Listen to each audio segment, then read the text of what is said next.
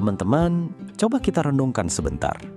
Dalam lingkaran pertemanan kita, pasti ada momen-momen yang indah, yang bikin kita tertawa sampai perut sakit, yang bikin kita merasa didukung sepenuhnya. Tapi, jujur saja, kadang-kadang ada juga gesekan.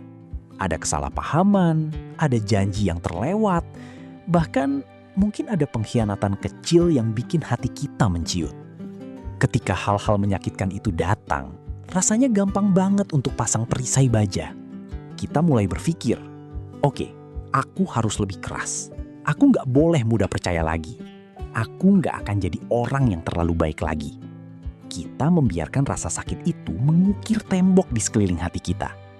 Perlahan, kita mulai menjauh, jadi sinis, dan jadi versi diri kita yang lebih dingin. Tapi, pikirkan ini. Jangan biarkan apa yang menyakitimu mengubahmu menjadi orang yang bukan dirimu.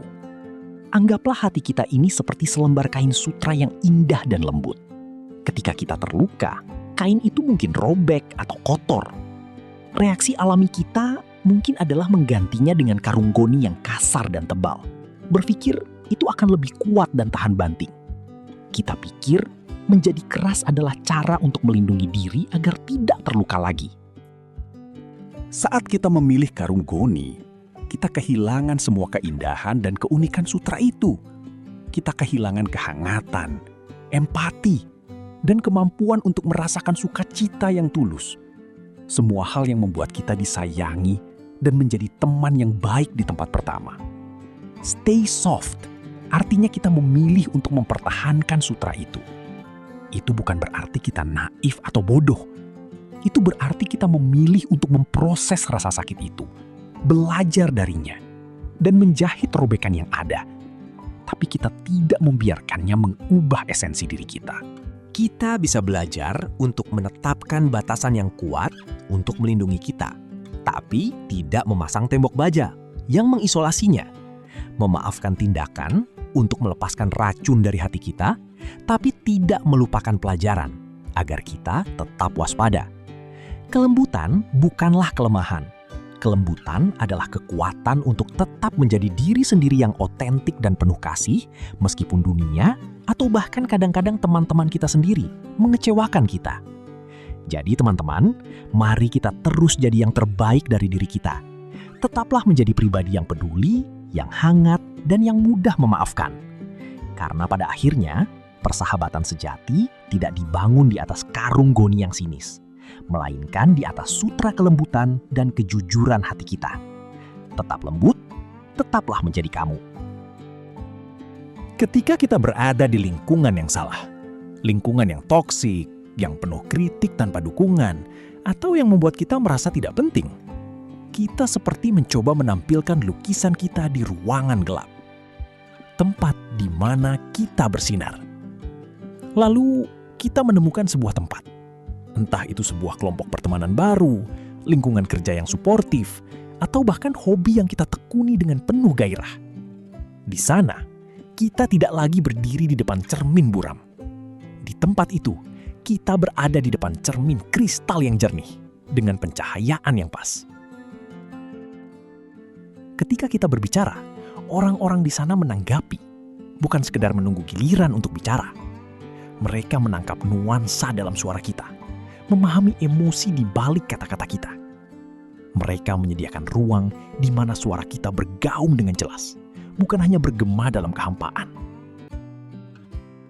Mereka tidak hanya melihat apa yang kita lakukan, mereka melihat siapa kita. Mereka melihat usaha di balik kegagalan, potensi di balik keraguan, dan makna unik dari lukisan diri kita.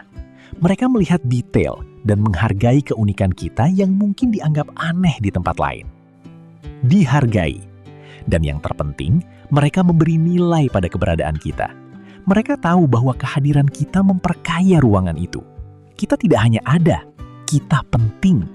Penghargaan ini bukan hanya pujian, tapi pengakuan bahwa kita memiliki nilai yang melekat, terlepas dari apa yang bisa kita berikan. Jadi, inilah kesimpulannya.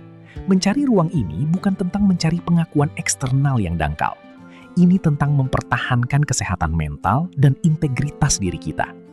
Jika Anda merasa seperti Anda sedang berteriak ke dalam ruang hampa, ingatlah, Anda tidak perlu mengubah diri Anda.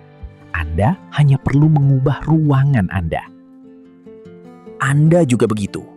Setiap upaya yang Anda lakukan untuk meniru orang lain, untuk mengecilkan keunikan Anda, untuk menggunakan suara orang lain, untuk memaksakan diri agar cocok dengan cetakan yang sudah ada, adalah tindakan meredupkan cahaya diri Anda sendiri.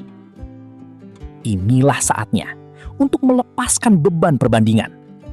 Jangan buang waktu Anda mencoba menjadi versi kedua dari orang lain, karena itu akan selalu menjadi tiruan yang kurang sempurna. Dunia tidak butuh tiruan. Dunia butuh orisinalitas yang hanya Anda miliki. Dunia butuh pandangan unik dan kebaikan yang muncul dari hati Anda yang sebenarnya. Ingatlah selalu, jadilah diri sendiri tanpa meniru orang lain, karena bintang akan terlihat indah di malam hari. Malam adalah panggung bagi keunikan Anda. Jangan pernah takut untuk bersinar paling terang, paling berbeda, paling menakjubkan. Keluarlah, temukan ruang Anda, dan bersinarlah sebagai bintang yang sudah ditakdirkan untuk Anda.